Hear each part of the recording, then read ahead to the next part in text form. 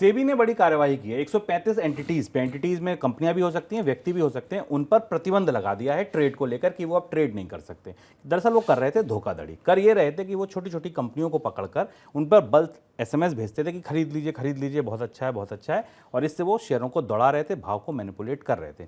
135 कंपनियों के अलावा 226 लोगों को कारण बताओ नोटिस भी भेजा गया है सेबी की तरफ से। सर, कौन से स्टॉक्स ऐसे थे जिन्हें ये दौड़ाया जा रहा था? शुभम, मनी नाइन में हम बार बार आपसे बताते हैं कि आपके पास एसएमएस से आने वाले इन सिग्नल पर आने वाले, टेलीग्राम से आने वाली जो स्टॉक खरीदने की सूचना है, उनके बारे में आप कुछ नहीं जानते, उनके पीछे के फंडामेंटल्स आपको नहीं पता हैं, और केवल इस लालच में, पैसा कमाने के लालच में आप निवेश करते हैं और फंस जाते हैं। उसका एक और मामला हमारे सामने आया और काफ़ी बड़ा मामला है।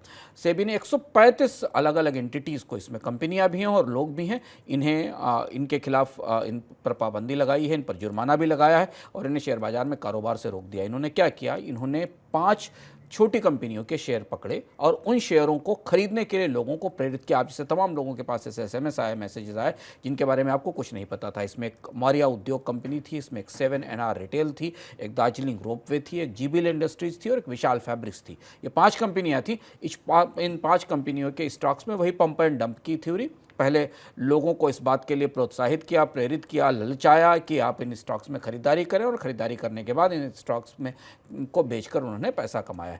ये काम बहुत ज़्यादा और बड़ी संख्या में हो रहा है, बड़े पैमाने पर भारत में हो रहा है।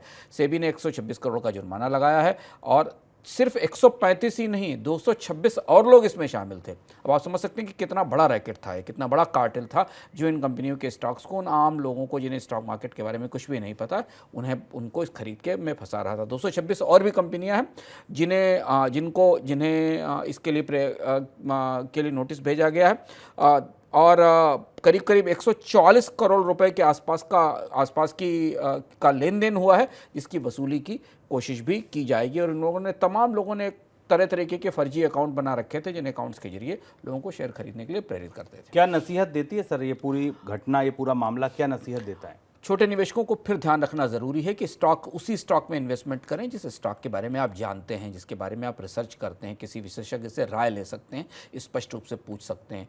ये जो एसएमएस पर और इस व्हाट्सएप पर आने वाली सिफारिशें हैं, ये अंततः आपको मुनाफे से ज़्यादा किसी गहरे संकट में ले जाकर फंसा सकती हैं।